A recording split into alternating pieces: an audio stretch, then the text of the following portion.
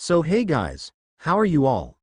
Welcome to Phoenix What If. So we are back with a brand new movie on what if Naruto incarnated in New World and fell in love with Retsu Unohana.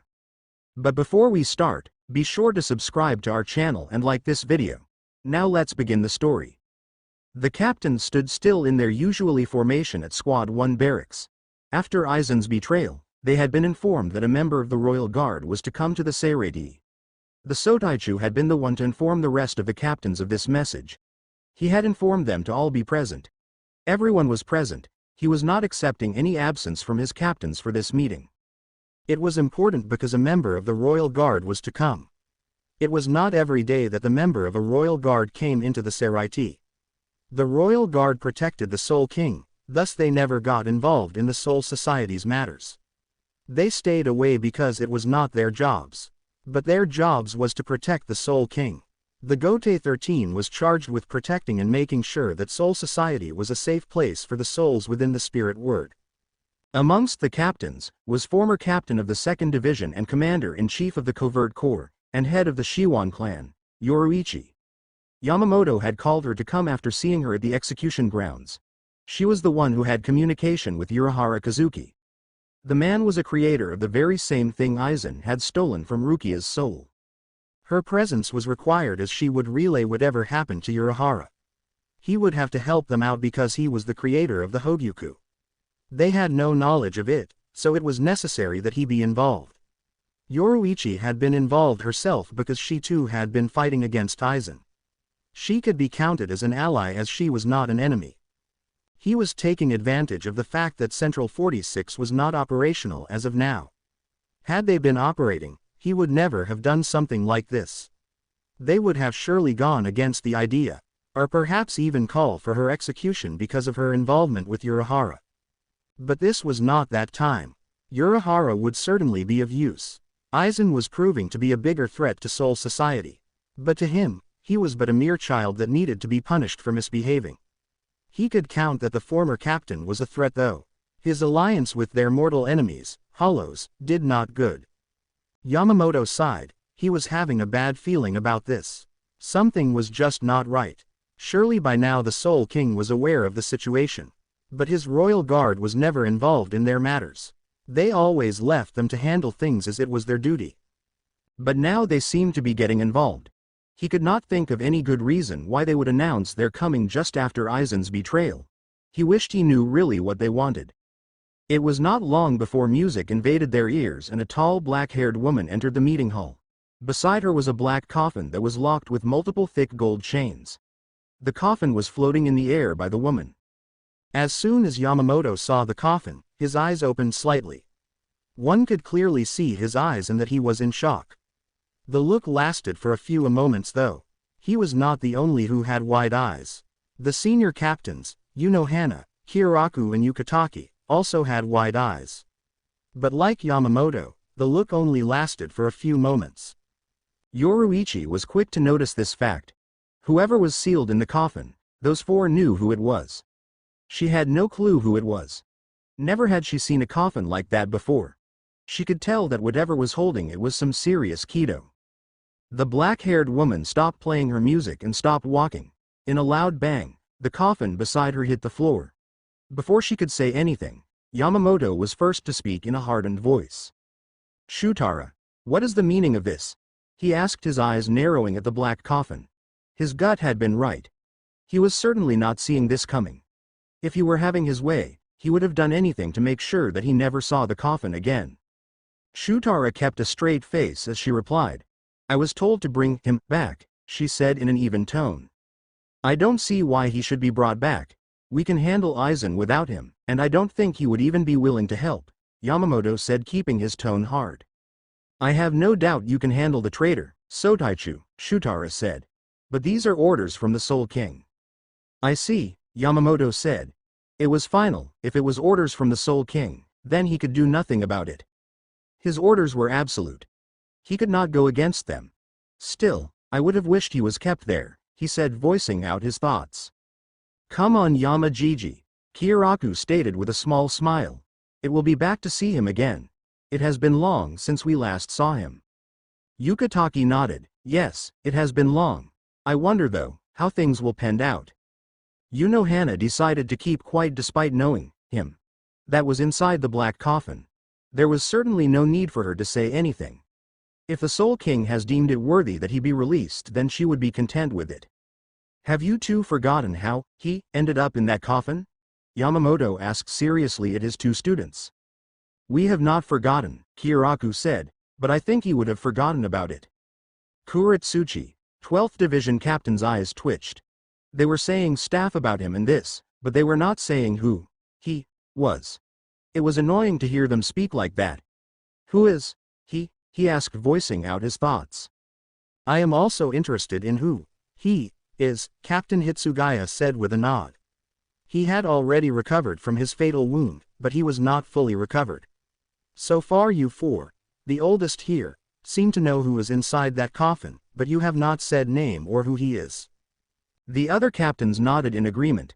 They were also curious as to who he was. They had never heard anything about the black coffin. But considering that it came with the royal guard, it had to mean that it was residing in the Soul King's dimension.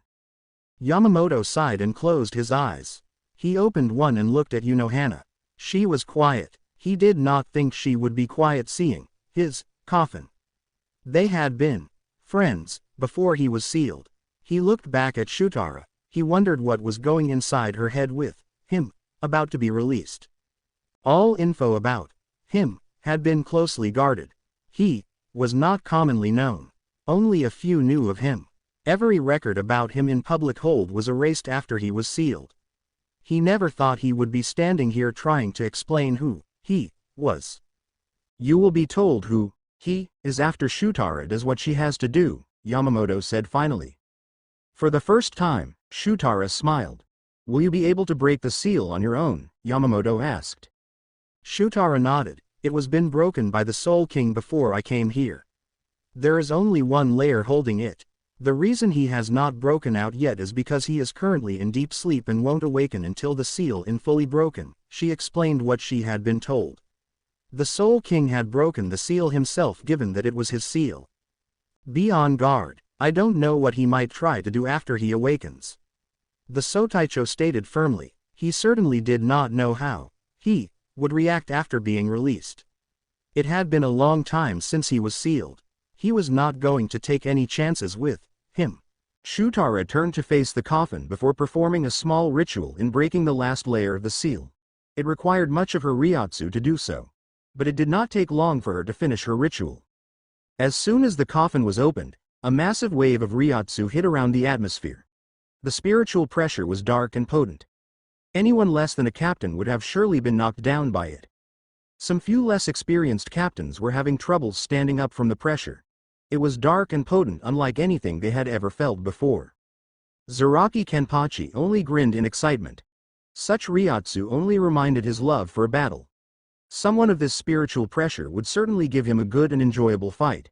He had been craving for one recently. But there seemed to be no one there to offer him the good fight. The Ryotsu was also foreign. It did not feel like it belonged to a hollow or a Shinigami. It was unlike anything some had ever felt before. Judging from the Ryotsu, they could not tell what sort of creature was being released.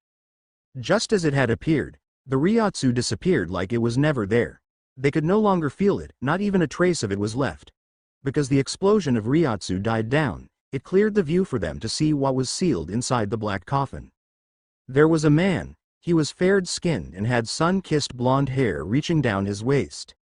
It was odd given that some had never seen hair of that bright. They had seen blonde before, but just not so bright and long. The man was wearing black pants and a long red coat with high collars.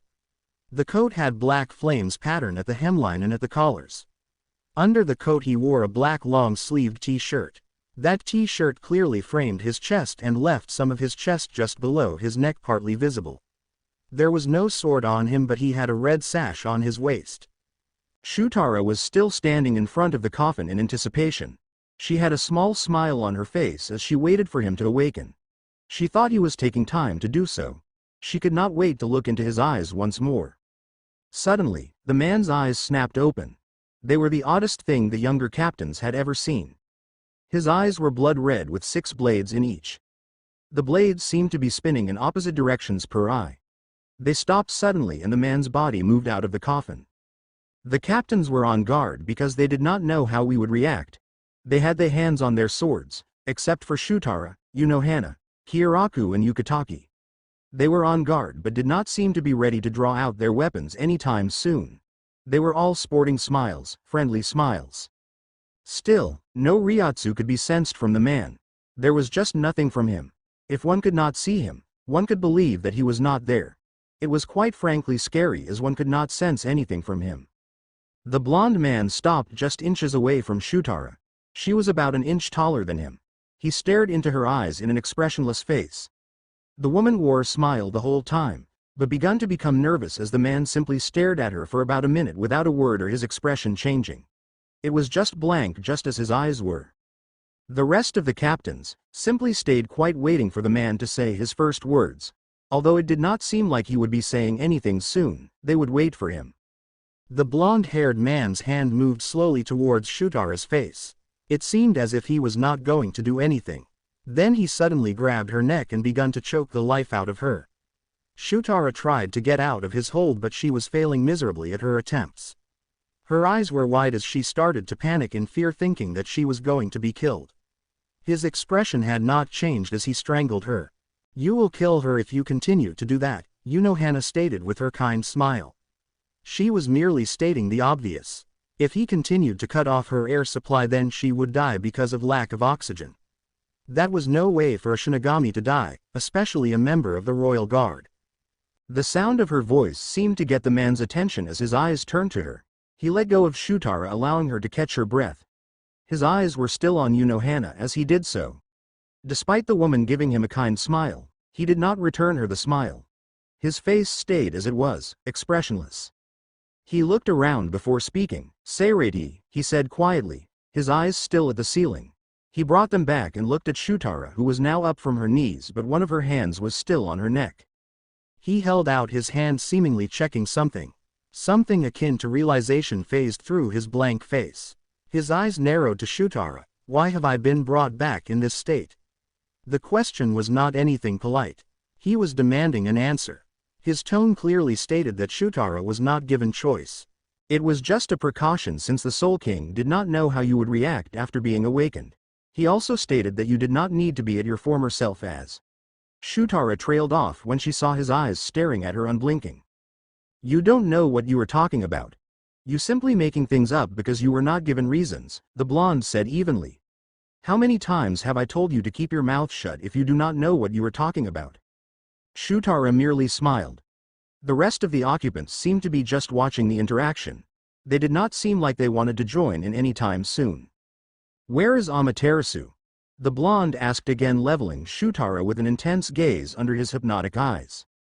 "Here she is," Shutara stated with a small smile. She took out a normal blade katana from her robes and handed it to the blonde. The katana was pure black, it had no other color on it. The blonde-haired man got hold of the katana only for a moment before breaking it in half and throwing it back to Shutara. "That is not my sword, Shutara," he said in a low tone. "Where is my sword?" Shutara had no idea about it. The sword looked like his when she was given it. She did think that it was a fake. Even her fellow royal guards did not say anything about the katana. They all thought it was the real thing. If it is not real, it only meant that the Soul King must have created a new one. "You did not know about it," the blonde said. It was clear from her expression that she did not know about the katana. "That fool for a king. Does that thing not know that it is not good to separate me from my blade? Seirei will burn to the ground if I do not get my sword back." The others were quite surprised that he had actually addressed the Soul King as a fool and thing. Just who was this man to have the guts to call the Soul King a fool in front of the captains of the Gote 13? It was even more interesting that a royal guard said nothing about it. She was a guard to the Spirit King. She should not allow anyone to speak of him as the blonde had done. "I was told to give you this should you threaten Seirei," Shutara stated, removing a small scroll from her robes. She handed it to the blonde, who accepted it. He read it with an expressionless look on his face. After a minute, the scroll disappeared from existence into thin air. "That paranoid fool is smart. I never thought he would be capable of doing something like this." He brought me back in this state so that he would not face the dangers of separating me with my blade, and punishment for my sealing, the blonde stated, not even sounding the slightest bitter about it. Without my blade I cannot travel to his dimension nor can I access my Bankai. It is fine though, it is not like I did not expect this. I will get my Zanpakuto back one or the other, he thought. The blonde then held out his right hand and a black sphere of condensed Reiatsu began to form. It was obvious that the technique he was preparing was lethal. This time they could feel the Reiatsu coming from the technique. It felt like hollow. Are you going to kill her? Unohana asked with her usually kind smile. She was asking thinking that he wanted to hit Shutara with the technique that seemed like a Sero. But she knew it was indeed a Sero. The action had every captain on guard. But the blonde simply turned around and blasted the coffin he had been sealed within. When the technique hit the coffin, it vaporized it, leaving nothing behind. Nonsense, I could never do that. Unless I am given a reason to do it, the blonde said, looking at Shutara even though he was answering Unohana's question. Ah, it is good that being sealed for many years has not affected your mind, Unohana stated. It is good to see that you have not reverted. There was certainly a hidden meaning under those words. Unohana chose not to comment on it, though. Shutara, come closer to me, the blonde-haired man stated. The called woman took a few steps towards him. However, before anything could be said, Yamamoto finally spoke. Uchiha Naruto, he said, tapping the floor with his staff. He was certainly glad that the man did not have his Zanpakuto. Without his blade, he would be manageable if anything should come. Nevertheless, with him, you could never know. It certainly would not have been wise to awaken him in all his glory. If something like that was done, he would simply cause more trouble than they needed. Having him in his current was at least satisfying. He never showed any of his thoughts to anyone though. Yamamoto's calling of the name now gave the others who did not know him his name. To some the name seemed to click in their heads but they could not quite catch it. Naruto turned to the Sotaicho. Genryu Sai, you are still alive. There was no surprise in his voice nor his face. You look pathetic though. I have no doubt you will someday kick the bucket while standing like that, he stated flatly. Yamamoto's eyes twitched as soon as Naruto opened his mouth. Zaraki merely grinned. He certainly liked the blonde's style. To call out the Sotaicho like that took some guts. Even he had never said something like that. However, this man had said it so simply as if he was not even afraid of the old man. You have not changed, Naruto. Hiraku asked his former friend with a smile. Even though he was sealed for nearly 1,000 years, he thought that the man would have changed. Naruto looked at the man. You have become old Shunsui, he said before turning to Yukitaki. You look frail Jashiro. It as if a mere punch from your sensei will be enough to erase your existence. Yukitaki merely smiled, taking no offense in the words. You look young, he said. Certainly, Naruto looked a lot younger than him and Kiraku. However, it was not the case. Naruto was slightly older than both them, and yet he still looked like he was around Byakuya's age. Naruto turned back to Shutara. Follow me, he said and disappeared. With a single glance to Unohana, Shutara also disappeared. Somewhere in Seraiti. How long has it been? Naruto asked quietly as he sat down on top of a roof in one of the random buildings in Seraiti. Shutara had just appeared beside him. 950 years, 8 months, she answered, sitting close by Naruto. She seemed happy to see the man, if the warm smile on her face was any indication. That long, Naruto said, looking at the skies. It certainly has changed around here, he said while his eyes were still staring at the sky. He was not even looking around him to make that comment. He could feel that most things have changed around the atmosphere. Yes, it has, Shutara agreed with a nod. Well, it has been almost 1,000 years. A world like this is bound to change over those years. I guess you are right. Naruto looked away from the sky and placed his right hand under his chin. Why have I been brought back? 3 of the Gotei 13 captains have turned traitors and joined the Hollows. They also have something powerful called the Hogyuku. I don't know much about it. But I don't think that it's something that the remaining captains can't handle, Shutara explained. It was curious because Yamamoto was still just as powerful. He could take on anyone. Sure, the traitors were still a threat, but there was still Unohana, Kiraku and Yukitaki, and Yamamoto. The four of them were far powerful than the rest of the captains. They could surely deal with the current problem.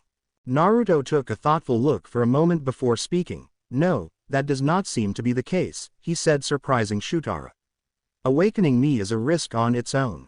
You also cannot guarantee that this will pique my interest enough to even take part. Oh, there was that part, Shutara thought. There was indeed no guarantee that Naruto would even take part in the battle against the traitors. Given the fact that they had sealed him, he could simply refuse to take part in the battle. If the situation was troubling, the Soul King could have found a way to handle him other than taking away his Zanpakuto. She did think that he had done more than just to take away his Zanpakuto. That thing could no longer suppress me any longer, Naruto said impassively. Suppress you? The first time I was sealed, I escaped. But the second time I could not escape because the seal was stronger, but eventually I would break free. When you moved me into the other dimension, that thing used its power to suppress me and force me to sleep. How did you escape the first seal anyway? And what do you mean that the Soul King forced you to sleep? Isn't that anyone who is sealed automatically put in a suspended death sentence? Shutara questioned, looking at Naruto inventively. Naruto narrowed his eyes at her for a second before looking away.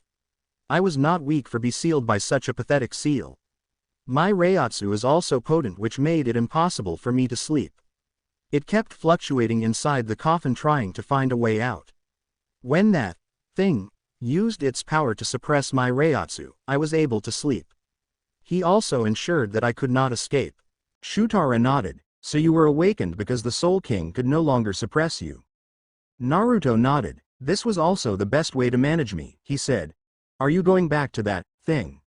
Shutara looked down, unable to face him as she answered, yes.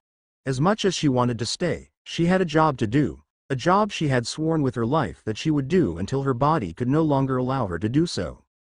I was thinking we could catch up before I go away, she said again to face Naruto, realizing that he was now on his feet.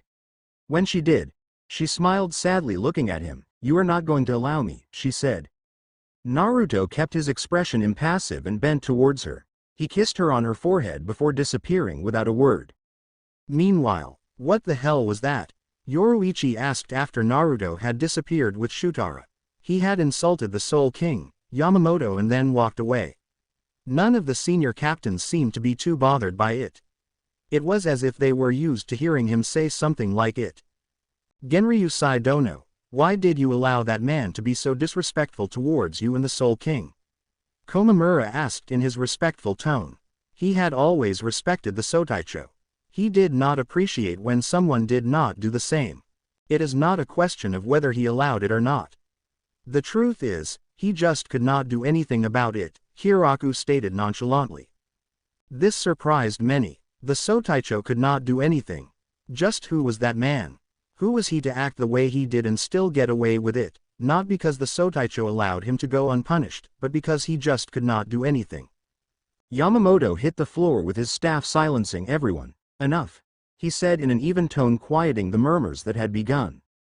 You will be told more about Uchiha Naruto in the next days, Yamamoto stated in a stern tone, leaving no room for argument. For now, go back to your squads. Dismissed. He looked at Yoruichi. You stay, he said. After all the captains had left, he spoke. You will have Urahara Kazuki here in 3 days. He knows more about the Hogyuku than anyone else here. His tone was even. Yoruichi merely nodded. Do not fear anything, Yamamoto said, earning a surprised look from Yoruichi. But the Sotaicho did not dwell on it. He dismissed her without any further word. The goddess of Flash wondered what the old man meant. He was not the one to show pity. Still, she hoped that Seraiti did not plan anything against Kazuki. They needed him though. He was by far the smartest man she has ever known. Well, with the Gote 13 requesting Kazuki's help, things were to become seriously intense and hard. She no doubt would have to do many things. There was also Aizen, who posed the bigger threat than anyone else. She did not think he would get his claws on the Hogyuku. Well, Kazuki will surely think of another way to deal with the traitor of a captain. There was also the mystery of Uchiha Naruto. She was curious as to who the man really was. Why he was sealed. Kazuki would surely be able to tell her something about it though. He knew many things that many did not know. A few hours later Shutara was walking inside Naruto's secluded house. It was just outside of Saraiti's civilization, yet still within the home of Shinigami. Ever since Naruto was sealed, she had only came here once. The house looked fine despite being thousands years old. Naruto himself had not been using it the time he was sealed since he had created another home. Well, it was made of spirit particles, anything made of that could never really rust. It stayed the same unless someone destroyed it. The house was hidden. No one would really come across it, no matter how one looked around the place. Naruto had created it at this location because he disliked living with the rest of the other Shinigami. A place like this was also comfortable for him. He had all the privacy he needed. Shutara opened the door and entered the house. She did not think that Naruto would be here. He was probably out of Saraiti by now. It was best if he was not here though. She doubted he would even say anything more unless she was going to be telling him that she would be staying. Outside, the house looked like a two-room house, but the real house was built underground. It had everything a Shinigami could ever want in a house. It still surprised her how Naruto could grow plants underground where there was no sun. "Yar, I did not think I would find you here," Unohana stated, looking straight at Shutara with her kind smile. "Well, you did. I assume you were looking for him," Shutara stated, looking back the captain of the 4th Division in the Gode 13. Unohana nodded, "But I presume he is not here, seeing that look on your face," Retsu stated, walking closer to Shutara. She could only guess that something that she did not like had occurred between her and Naruto. Shutara sighed. "I talked with him for a few minutes, but then left me when I told him that I would be returning to the Soul King's dimension," she explained things to the other woman. Unohana was not the least surprised to hear that. She could only expect Naruto to act that way. "Do you blame him?" she asked quietly. Shutara shook her head. "I just thought he would at least understand or smile. But he did not. He walked away from me without saying a word." "Understand?" Unohana questioned, not expecting Shutara to answer the question. "He understood when you left him alone. He understood when you took part in his sealing, even though it felt like a betrayal." She paused for a moment, giving Shutara a scrutinizing gaze. "He was just released. It has been 950 years, and you are still going to leave him?" Shutara became quiet for a moment. "You know, we never even spoke about the fact that I took part in his sealing. I do wonder why he is not furious about it though," she said, taking a thoughtful look on her face. "That is because it was something a part of him wanted," Unohana stated, surprising Shutara. "What? When you left, he was left with nothing." "There was nothing for him to do. He was left bored and had nothing to do. He suddenly lost interest in everything and quit his position as captain," Unohana explained. "There was no reason for him to live. I believe that he allowed himself to be sealed. Even if he did not allow himself to be sealed, he still wanted something like that. He called himself God, and with the things he could do, I would not say otherwise. Do you think there could be a seal that could him down?" Shutara was left speechless. She had not been informed of his after Naruto was sealed. She assumed everything was well because of the fact that he still looked normal. "So that is why he was not angry at anyone for the sealing," she said after getting her speech back.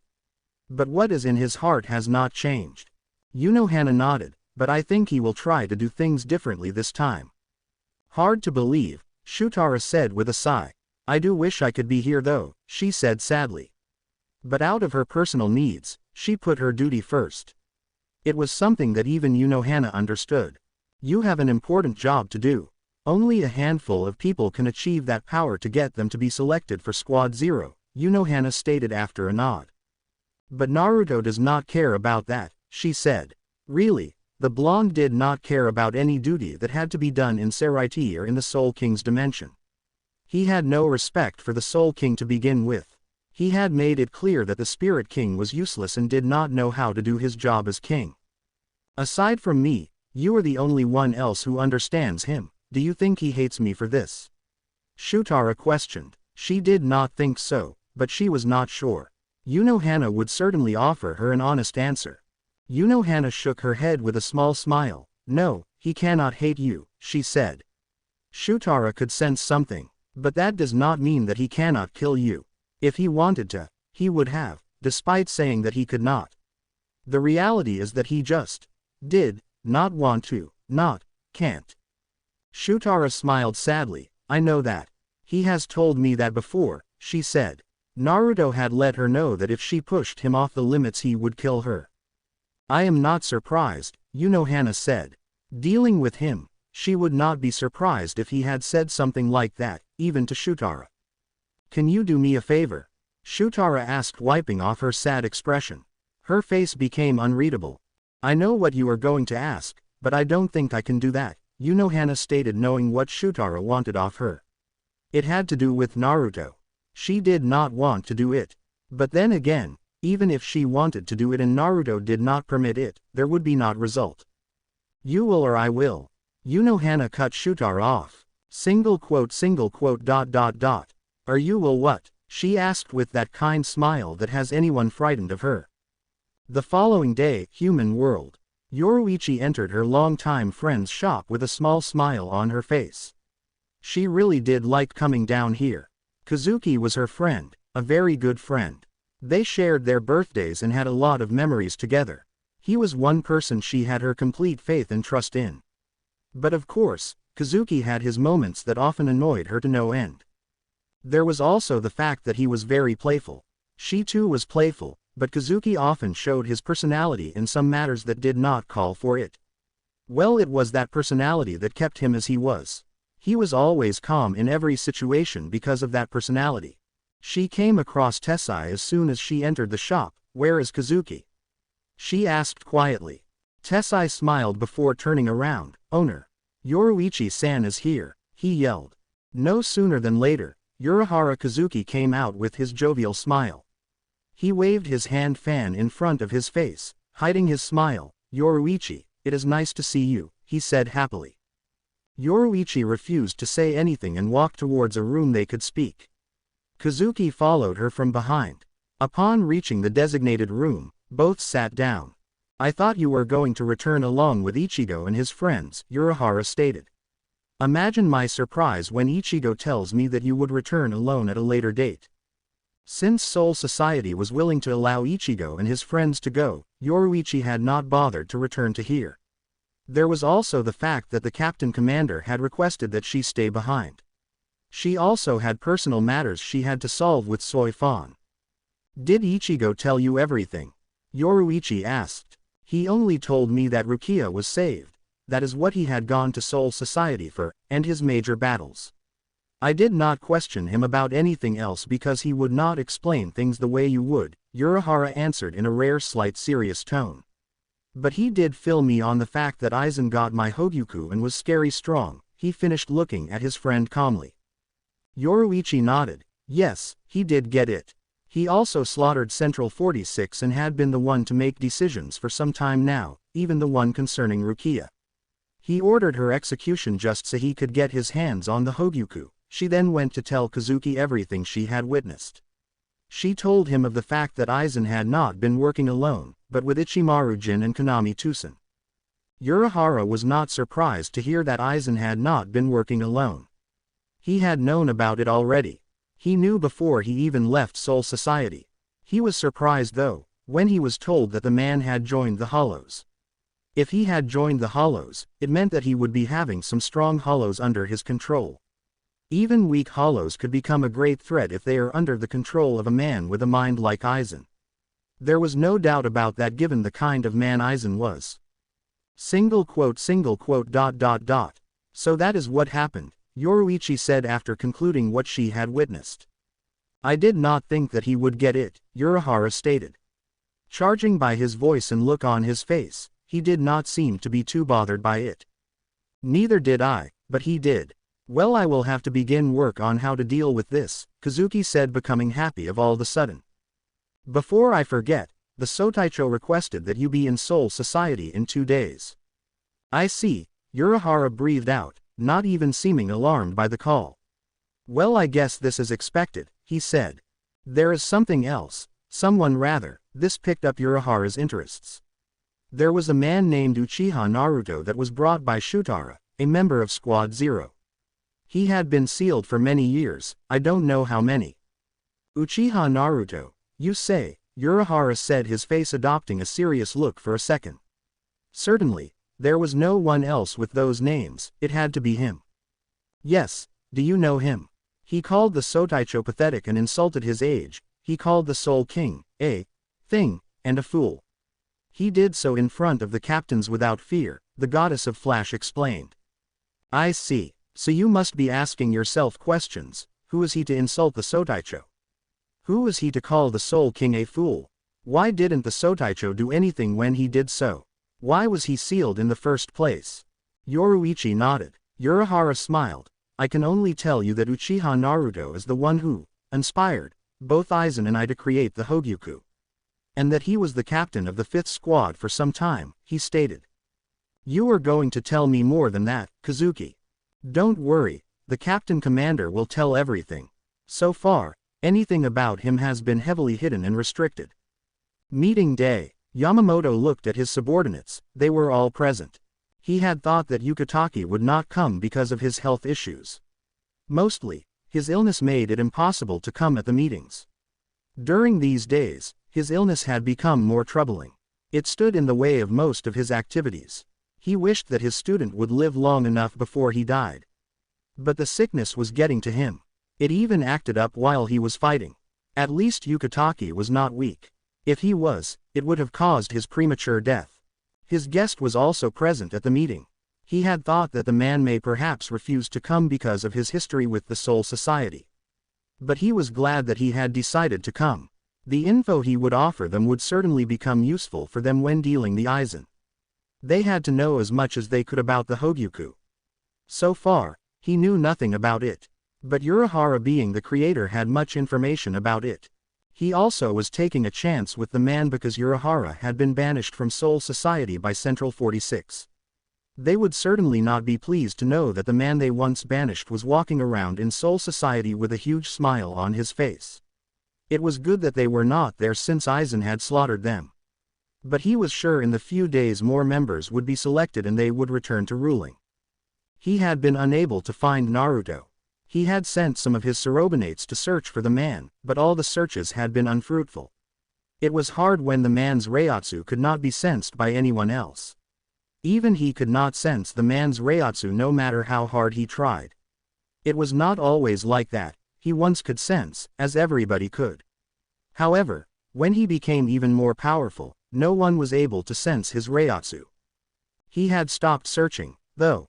He figured that when that man had stopped doing whatever that he was doing, he would show himself. He hated dealing with Naruto because of it. He could never tell where he was or what he was doing unless Naruto himself bothered to inform him. Dealing with that man, he knew that not everything was under his control. There was a good thing about his unsealing though, he was not as powerful as he was. He did not even have his precious Zanpakuto. This meant that he would not be able to use his Bankai and never reach his full power. He would only be able to use a temporary sword, then again, most times he never used his real sword when fighting unless the opponent was worthy of it. He had also sensed that when he awakened his Reiatsu was not as powerful as it was. It was still powerful, but not as powerful as the old days. He had sensed it when Naruto's Reiatsu had exploded the time he awoke. All this spelled good thing to him. This way, Naruto would be more manageable as he won't cause much more destruction. Since everyone is here, let us begin with the meeting, Yamamoto said with a firm tone. Why is this man here? Kuretsuchi blurted out, finally unable to contain himself. He never liked Urahara Kazuki. Soi Fan also seemed to agree with him. She too did not like the lazy bastard. He had been the one to take away her, Yoruichi-sama, from her. She could never like or forgive that man for it. I called him here, Yamamoto answered evenly. This shut up the 12th squad captain. But it did not stop him from giving Urahara a slight glare. It was frustrating when the man merely smiled at him as if he was not bothered by his glare. Nothing much had changed from what Urahara could see. There was no one in the meeting he did not know. He knew all the captains, some from personal experiences, some because, well, he knew them. He was a curious person after all. Knowing as much about his former home was not out of the question for him. Despite also being banished, he would never want this place to be destroyed. He may never return to take his duties as captain, but he would help whenever he could. Soul Society had been his home after all. Urahara Kazuki, will share with us your knowledge of the Hogyuku. Yamamoto said, getting the meeting underway. It may have sounded like a question, but Urahara knew that it was no question. He was being instructed to tell everything about the Hogyuku. It appears that he has not changed a bit, Urahara thought. When I created the Hogyuku, I was trying to find a way to. Urahara explained the origins of the Hogyuku to everyone at the meeting as well its purpose, why he had created it. He told them of what it could do, based on what he has seen it do, that is. Yamamoto stroked his beard as he absorbed Urahara's information. I see, he said finally. Is it working now? Urahara shook his head. No, when I hid it inside Kuchiki-san's soul it was in its slumber. It won't be long it awakens though, he said. We have time to figure out Aizen's plans, Yamamoto stated. You will work with Captain Kuratsuchi in uncovering what Aizen plans to do with the hollows. You will also have Yukitake and Shunsui to help you in the search. Is there going to be a problem? No, not at all, Urahara answered, keeping his smile. Good, Yamamoto stated. We will have to deal with the vacant posts left behind by Aizen and his subordinates. But as of now, there is no one suitable to be captains. We will leave them as they are, for now. That is, unless anyone suggests that someone is worthy of the position of captain to fill in the vacant posts. The captains shook their heads. In the current Shinigami they had, there was no one strong enough to be given a chance to become captain. This meant that the lieutenants will be charged with taking care of some duties their captains normally did. The other duties will be filled in by volunteers. Komamura volunteered to carry Tusen's squad until a captain was found. Captain Hitsugaya took Jin's squad. The only squad that was left without a caretaker was the 5th squad, Aizen's division. No one seemed to be willing to take care of it until a replacement is found. I have someone in mind to take care of the 5th squad, Yamamoto said. But he was not about to elaborate anything further on that matter. I believe it is time we are informed of just who Uchiha Naruto is, a stoic Kuchiki Byakuya stated, earning nods from some of the captains who were in the dark like him. Yamamoto sighed inwardly. He really did not like talking about that man. Uchiha Naruto appeared around 2,600 years ago. Nobody knew where he came from, he never told anyone. He was just about 165 years old when I came across him. He was by no means a normal child. He was in a secluded place when I found him because souls around him died because of his spiritual pressure. 2,000 years ago, I came across him again and he was holding Amaterasu. He had just finished killing about 100 Shinigami. When I questioned him about it, he merely stated that they were trash. I found that they were corrupt Shinigami, that was why he had killed them. Because I had taken an interest in him, I let him go but kept monitoring him. So he is at around the same age as Kiraku and Yukitake, Urahara thought. He had not seen him, but by the surprised looks on some captains, he could confirm Yoruichi's words when she said he looked young, even younger than him. I recruited him and trained him along with Yukitake and Shunsui around 1800 years ago. He was willing to do so because of his loneliness. He had grown up lonely because of his power. He became lively and good friends with my other 2 students. He was by far the better students than those 2. After some years, he changed as his had grown to levels I could not have imagined. However, he changed after that. His growth was not stopping. He never used his Zanpakuto when fighting hollows or other Shinigami. He only drew out his blade when he was fighting a captain-class opponent.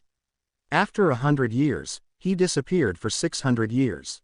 When he came back 1200 years ago, that was around the time I had founded the Gote 13. As I have said, he became before Shunsui and Yukitake. He was one of the original captains of the Gote 13.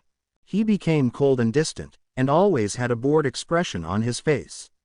He quit the Gote 13 because he no longer cared for anything and was against Soul Society's laws. That was after 60 years of service. Shunsui and Yukitake had not even come close to becoming captains at that time. It was around that time that we discovered something special about him, his eyes. He never explained what they did, but said that they held greater power. When he told me that he was stronger than me, I refused to believe it. To show it to me, he released his true Bankai. I had never seen it before. It was the first time I thought that I would not win a battle. I also realized that he also had Quincy powers. He refused to tell me how he got them. 1100 years ago, he disappeared and could no longer be seen. Unohana found him 100 years later. But he was different. He had gone through an evolution. He could use hollow powers as well as Shinigami. He had no mask like your friends, Urahara. The said man nodded. He already knew that Naruto could use hollow powers. He was just never able to find out how he came to use those powers. It was written that the key lied on his eyes. However, no one was able to find anything about his eyes. He never told a single soul about them. Yamamoto continued while the others listened. Ever since he was captain, Central 46 had always been wary of him because of his power and the fact that he was always against their laws. However, because no one was fully able to tell how powerful he was, they did not do anything. When I fought him under the orders of Central 46, he absorbed Ryujin Jaka's flames, flames that could turn Seraiti into ruins. His own Zanpakuto was an element type. Its flames were powerful enough to stop mine. When he absorbed the flames, he gained the younger look he has now and his spiritual pressure disappeared. He explained to me that he was only lacking one element to evolve further, and my flames had acted as that element. He explained that I could no longer sense his Reiatsu because he was in a higher dimension of power than that of me. He refused to fight any further before I could release by Bankai and said that he would no longer live under the Soul King's rule. He would become the Spirit God. Central 46 wanted to send all the captains to kill him, but the Spirit King forbade it. During the Quincy War, he simply watched and refused to take part in it. He said that it was of no interest to him. This pushed the Soul King to act. There was also the fact that he kept disappearing without a trace. He had also demonstrated that he could do things that no one could do. He sent his royal guard to deal with him. Naruto had been expecting this. The royal guard could not kill him because he was immortal. They settled to seal him. They achieved that feat, but not more than a year after being sealed, he escaped the seal and disappeared. It was not the first time he had done it. We later discovered that he had gone to his own dimension, the dimension of the soul god as he called it. He always went to the dimension when he disappeared. The royal guard came back with means to open a portal towards the dimension. They were blessed with some of the Soul King's power. The Gote 13 and the royal guard traveled towards the dimension. No one below captain can exist there. The reishi there was thick and potent. Anyone less than captain will cease to exist upon entering his dimension. The royal guard was the one to fight him. We were told to return here. It did not take long for them to come back saying that they had defeated him. The place became quiet for a few moments as everyone digested what they had been told. The man was truly powerful. Urahara found himself surprised. The books had made him look less powerful than Yamamoto had said. He could not help but compare him to Aizen though. The traitorous captain also sought to become God. While others felt wary of the man, Zaraki merely grinned in an unhealthy way. Another that was grinning was Kuretsuchi, as this, dimension of God, still accusable? He asked a bit excitedly. No, Yamamoto replied. When the coffin Naruto was sealed within was taken to the Soul King's dimension, the royal guard tried to enter the dimension. The Soul King wanted to take the dimension for his own use. According to the royal guard, Naruto's dimension was better than the Soul King's. But it was impossible to enter. It was later hypothesized that no one could enter unless Naruto was within the dimension. The key to entering the dimension was Naruto and his Zanpakuto. Without the two, the portal to his dimension cannot be opened, Unohana explained, taking over from Yamamoto. Kuretsuchi frowned at the answer. This also explains why he was not brought back with his Zanpakuto, he said. Precisely that, Unohana stated. So we can assume that he is not strong as he was, Toshiro stated. Yamamoto nodded. He is not strong as he was. If he was, this building would not have been standing now. It would have been destroyed when he was awakened. But he can still fight. That came from a wide-grinned Zaraki. Yes, using a Zanpakuto was not the only thing that he could do, Yukitake stated. Naruto was skilled in every art, there was no question to that. He was just at his best when blade. That was what the bloodthirsty captain wanted to hear. Nothing else mattered to him. As long as the man could still fight, He was happy. Yamamoto sighed inwardly. He just hoped that Zaraki did not go around to pick a fight with Naruto. It would prove disastrous should he do that. Naruto may not be as strong as he was, but he was still strong. Any fight involving him had to have collateral damages. That included with Zaraki. The damage would be great. But knowing Naruto, he would refuse to fight the 11th Division captain. Not that the man would take no for an answer. I believe we have discussed. Yamamoto trailed off when he heard a buzz of static inside the room. Naruto appeared in the room. This is just great, Yamamoto groaned. This was unexpected. He was not expecting the man to appear in this meeting. He would just make things worse with his appearance, and he did not want to have a headache anytime soon. Uchiha Taiko, how nice of you to be here, Unohana stated, looking at the former captain. She still called captain despite him quitting the job. Well, she only did that in front of other people. It's always lovely to crash a meeting and see Yamamoto annoyed, Naruto stated as he walked towards the other captains. He stood in the middle of the captains and stared at Yamamoto. I hear that a child who grew up before your very eyes managed to escape you before your very eyes, he said. Have you grown weak, Yamamoto? Ma Naruto, he had the Mainos pull him out of here to escape from us, Shunsui said. They were unable to do anything because of it. Had not be for the Mainos, they would have surely captured Aizen. What were you doing while he was parading at the Sokoyu Hill? Have you lost your purpose, Shunsui? Naruto questioned, now turning his attention to Shunsui, who had the audacity to defend the situation. He had been told that the man had his time around the execution grounds to play with the Ryoka and take the Hogyuku. Had they been there, it would never have happened. What has happened, Yamamoto stated firmly. Next time I will not allow him to escape. Yamamoto, those fools in Central 46 were killed under your nose. That child made decisions that Central 46 ought to have been making. And you failed to see that. Because they were orders, you chose to blindly follow them even though you could question them. Naruto shook his head. You disappoint me. At least Shunsui and Jashiro were willing to fight for what they believed in. You, on the other hand, were willing to even go as far as to punish them. Has following orders robbed you of your ability to define what is wrong and right? You choose to blindly follow. Enough. I will not tolerate this. Yamamoto stated with a stern tone, releasing some of his Reiatsu. Naruto ignored his words. Nonsense, you call Soul Society's laws. What kind of laws are they if they continue to judge even the innocent? Your age has made you even one-track-minded, Yamamoto. You cannot do anything other than follow orders. If you cannot define good from evil, then you should as well commit seppuku. Naruto's words left the younger captains speechless. They had never seen anyone talk to the strongest Shinigami like that. To be able to talk to the Sotaicho like that took guts. There was also the fact that there was some truth in his words. Not all of them agreed with Rukia's execution. It was obvious to everyone that the Sotaicho followed Soul Society's laws to the core. Naruto walked towards the Sotaicho and stood beside him.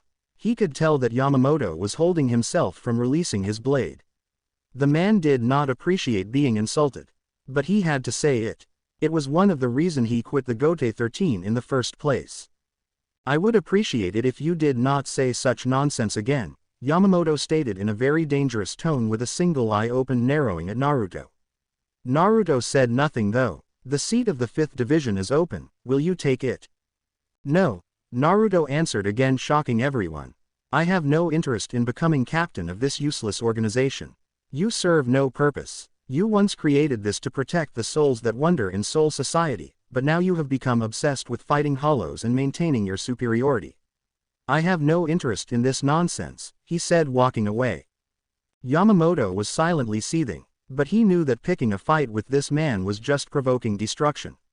As soon as Central 46 was reformed, he would request that the Soul King reconsider in allowing Naruto to roam free. Even without his Zanpakuto, he was still corrupting the other captains who were not used to seeing this kind of thing. He followed laws because they were absolute. It was his way of life and he would never change. He had survived this long while following the laws. Naruto had been sealed for nearly 1,000 years because he did not follow laws. He could have been killed if it was possible. Between both of them, he was better. Soi Fan stood in Naruto's way, glaring daggers at him. Naruto merely stared at her impassively before speaking. "You are in the way, child," he said. "Who do you think you are? You can't just budge in here and disrespect the Sotaicho, insult the way we do things and call the Gote 13 nonsense." It was unacceptable before her eyes for anyone to do that. She did not care what she had heard about him. She just could not stand his lack of respect. "Uchiha Naruto, that is who I am," Naruto stated flatly. "Now get out of my way, child." Soi Fan scoffed. "I am not a child. I am the captain of the 2nd Division and chief in commander of the covert Orps," she said rather loudly. How dare he call her a child? She was not some brat. Now she no longer cared if he was of the same age as Shunsui and Kiraku. He was way beyond line. She felt anger consume her thoughts to her very core. Her very skin began to boil like lava in anger as her ears released illusionary steam. Naruto opened his right palm facing Soi Fan. Yamamoto knew Naruto was going to do something that may harm Soi Fan. He was not going to have one of his subordinates harmed needlessly. He released a burst of his Reiatsu. "Naruto. That is enough." His tone was on edge. It was clear he was reaching his limit and should he be pushed further he would explode. Naruto narrowed his eye at Yamamoto before looking back at Soi Fan. He disappeared from her front and appeared behind her. The 2nd Division stood frozen. It all happened in the blink of an eye. She did not sense nor see anything. How was that possible? She was really fast. Her unit specialized in speed. Naruto was not even facing her when he spoke. "Learn your place, child," he said and narrowed his eyes at Yamamoto. "I will help in this little party you have failed to stop." With that he disappeared in a buzz sounding like the use of a sonido. "Ah, my, he's fast," Urahara commented with a grin on his face hidden behind his hand fan. During his time, there was no one faster than he was. Not even the goddess of Flash can compete with him in speed, Unohana stated, surprising Soi Fan. "Soi Fan Taiko, I would suggest you don't do something like that again before him. You can if you want to be punished," Yamamoto stated in a defeated tone. "This is why I felt happy when they sealed him," he mumbled just loud enough for everyone to hear him. "You are all dismissed." The captains and former captain all left the room in silence with much to speak about. There once was a man who was as strong as the Sotaicho, possibly stronger. Now he has returned and is not afraid to state it loud that he dislikes Soul Society's laws, their laws. For Urahara, the meeting was quite refreshing. He had known that the man was said to be quite cold and ruthless, also never fearing to voice his thoughts, not to the Sotaicho, not to Central 46. He had never seen anyone like him before. But seeing all that, he could understand why he was sealed. If he had been powerful enough to defeat the Sotaicho and create his own dimension, what more could this man do? An intriguing part was that he could sense a trace of Reiatsu from Naruto. There was nothing coming from him. It was like the man possessed no Reiatsu at all. This of course made him curious. As far as he knew, the man was powerful. If so, he should have been able to sense his power. Could it have something to do with him absorbing Yamamoto's flames? Possibly. Perhaps it was an evolution. Anything was seemingly possible with that man. Another interesting factor is that the Sotaicho said nothing about the man's choice of words. No one still with the will to live would have said something like that in front of the captains. Moreover, the captain commander would never allow anyone to say something like that without punishment. But yet Naruto said all things, and called the Gote 13 nonsense. Was it that the Sotaicho was not offended by this? A loud no. If the Soul King knew this man would act like this, why unseal him? As Yamamoto had said, the man had no interest in Soul Society matters. Or perhaps he had interest but simply hated the way things were run. He had made that clear. But still, unsealing this man was a major risk. He had no doubt that the whole of Gote 13 combined could tackle Aizen. But he did not know how it would be possible with that man now possessing the Hogyuku. Could it be that the Soul King had no choice but to release him? He had managed to escape from being sealed once, it was possible to do it again. If the Soul King was not forced to release, then why? Could it be that he had other objectives? He had taken precautions when dealing with him. He could say that sending Shutara was to short-fuse him. There were a lot of questions that raced around Urahara's head, and he had no answers to them. He knew that the Sotaicho was 1 second away from releasing his Zanpakuto. He had never seen the man holding himself just so he could not release his blade. He knew that there would be collateral damage to the Sotaicho releasing his sword, but when has that ever stopped that old man before? If anything, Yamamoto looked reluctant to stop Naruto. Could it be that he feared doing it because he did not know how strong Naruto was? That begged a question. Naruto had his Zanpakuto taken, but Urahara knew it was not the only thing taken away from him. You cannot stop a man like Naruto by taking away his Zanpakuto. That man could win a fight without